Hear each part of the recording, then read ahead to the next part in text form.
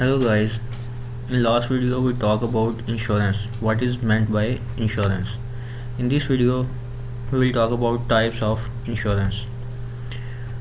There are many types of insurance, but some common ones include auto insurance. Now what is auto insurance? Covers damages or injuries that may occur as a result of a car accident. During a health insurance covers the cost of medical care and treatment.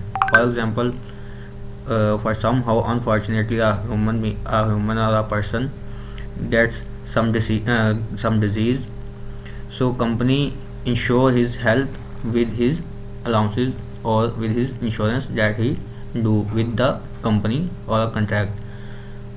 Homeowner insurance. In this insurance type covers damages to your home and personal property as well as liability for accidents that occur on your property. For example, some accident happens on your property, on your home, or in your garage, or in your working place.